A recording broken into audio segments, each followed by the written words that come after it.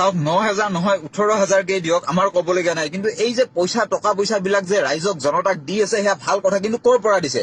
মন্ত্ৰী MLA পকেটৰ পৰা টকা দিছে নে সেয়া ঋণ লৈ দিছে? আৰু যদি ঋণ লৈ দিছে সেই ঋণৰ বোজাখিনি কোনে মূৰত ল'ব? আমি ল'ম নে চৰকাৰে ল'ব?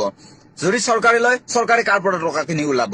গতিকে এইকাৰণে কৈছো যে কোনোবা 18,000 নহয় 36,000 দিয়ক, আমাৰ ক'বলগীয়া নাই, মোৰ হিংসাও কৰিব লগা নাই। কিন্তু আমি 500 টকা ডেইলি হাজিৰা পাম, মাহত 10-15,000 খুব বেছি দৰমহা পাওঁ, আৰু আমি পৰিয়াল তেনেকে পঢ়ি আছো, তাতে হস্পিটেলৰ খৰচা কিবাৰ খৰচা। গতিকে আমাৰ মাথাত বেলটো নাভাঙিব। ঋণ লৈছে, যিসকলক টকা দিছে 9,000 নহওক 18,000 নহওক, যিসকলক দিছে হিংসা কৰিব, সেইসকলৰ পৰা আপোনালোকে ঋণৰ বোজা মাৰিব, আমাৰ পৰা নামাৰিব। নহলে আমি গলত তাৰমানে ৰছী লগাব লাগিব। কাৰণ 500 টকা এটা হাজিৰা পাওঁ, পৰিয়াল চলাও, মাহত 10,000 এটা দৰমহা পাওঁ, পৰিয়াল চলাও, হস্পিটেল খৰচা অমুক খৰচা তমুক খৰচা গুচি যায়। কালিলৈকে যি দলেই নহওক কিয় চৰকাৰ গঠন কৰি এই ঋণৰ বোজা মাৰিবৰ কাৰণে গেছৰ দাম 1,000ৰ জেগাত 1200 কৰিব, তেলৰ দাম 200ৰ জেগাত 300 কৰিব। কোনে বোজা মাৰিব?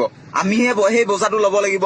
অকল এনেকুৱাটো নহয় যে যিসকলে অৰুণোদয় আঁচনি পাইছে বা কিবা আঁচনি পাইছে সেইসকলে কেৱল দিব লাগিব, তেনেকুৱাটো নহয়।